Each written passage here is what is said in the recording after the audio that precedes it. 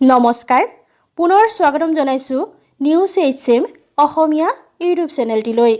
এই চেনেলটিত কিছুমান গুৰুত্বপূৰ্ণ বাতৰি মই আপোনালোকলৈ আগবঢ়াওঁ ভিডিঅ' আকাৰত। গতিকে দিনৰ কিছুমান গুৰুত্বপূৰ্ণ খবৰ পাবলৈ চেনেলটি ছাবস্ক্ৰাইব কৰি থ'ব। কৰোনাই ভয়াৱহ ৰূপ ধাৰণ কৰিছে অসমত। MMCHত কৰোনা আক্ৰান্ত ৰোগী ৰাখিবলৈ নাই খালী বিচনা। সুৰক্ষিত নহয় গুৱাহাটী, সুৰক্ষিত নহয় অসম। অসমৰ পৰিৱেশ অধিক অৱনতি ঘটিছে।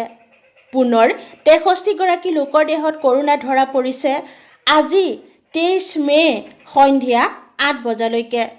স্বাস্থ্যমন্ত্ৰীগৰাকীয়ে সদৰি কৰিছে যে 44গৰাকী সৰুসজাই কোৱাৰেণ্টাইন চেণ্টাৰত থকা আৰু 7গৰাকী ডিমা হাছাওৰ, 4গৰাকী মৰিগাঁও জিলাৰ, 2জন নলবাৰী জিলাৰ, নগাঁৱৰ এজন, হোজাইৰ এজন, গোলাঘাটৰ এজন আৰু এজন যোৰহাটৰ।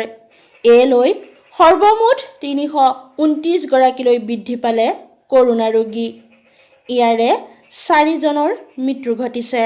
দুখৰ মাজতো যেন অকণ সুখৰ বতৰা। ৰাজ্যত কৰোনাত আক্ৰান্ত আৰু এজন লোক সুস্থ হৈ উঠিছে। MMCHত আছিল লোকজন। দুবাৰকৈ ক'ভিড পৰীক্ষাত নিগেটিভ ফলাফল পোৱাৰ পাছত চিকিৎসালয়খনৰ পৰা তেওঁক ঘৰলৈ যাবলৈ দিয়া হয়।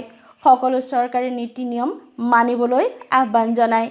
ৰাজ্যত বৰ্তমানলৈকে 55জন কৰোনাত আক্ৰান্ত ৰোগী সুস্থ হৈ উঠিছে।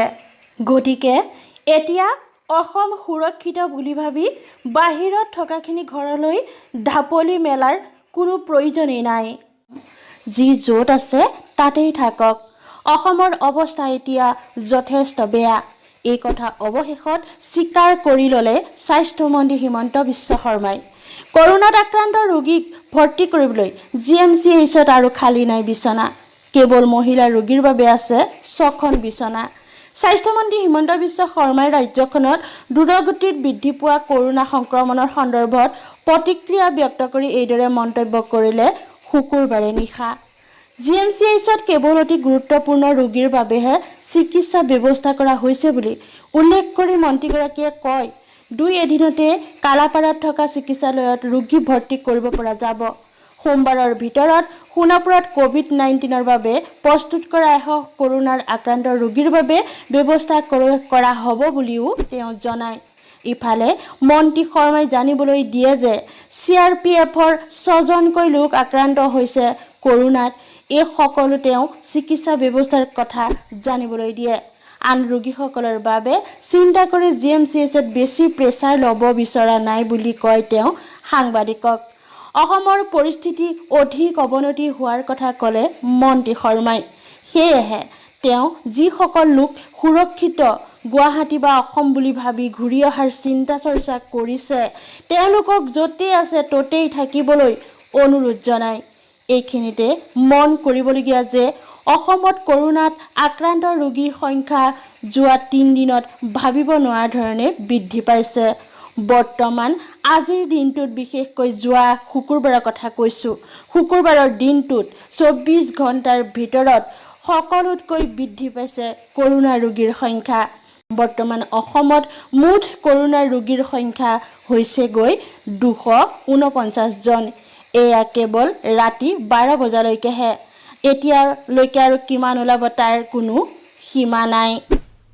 গোটেই বিশ্বতে বিশ্ব স্বাস্থ্য সংস্থাৰ তথ্য অনুসৰি আক্ৰান্ত লোকৰ সংখ্যা হৈছেগৈ 52,63,015জন। মৃত্যু হোৱা লোকৰ সংখ্যা হৈছেগৈ 33,07,813জন। সংখ্যা যেন আপুনি গণি শেষ কৰিব নোৱাৰি। আটাইতকৈ বেছি মৃত্যু হৈছে আমেৰিকাতে।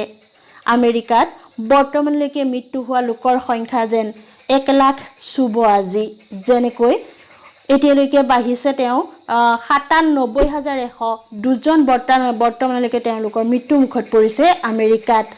আটাইতকৈ বেছি লোকো আক্ৰান্ত হৈছে আমেৰিকাতে, য'ত নেকি 163,02,629জন বৰ্তমানলৈকে আক্ৰান্ত হৈ আছে। আৰু আমাৰ দেশত ভাৰতত বৰ্তমানলৈকে আক্ৰান্ত হোৱা লোকৰ সংখ্যা হৈছেগৈ 1,24,462 জন আৰু ভাৰতৰ কৰোনা ভাইৰাছত আক্ৰান্ত হৈ মৃত্যু হোৱা লোকৰ সংখ্যা হৈছেগৈ 3,712 জন। আজিৰ দিনটোৰ এই গুৰুত্বপূৰ্ণ খবৰখিনি জানি নিশ্চয় আপোনালোকৰ ভাল লাগিল নহয়নে?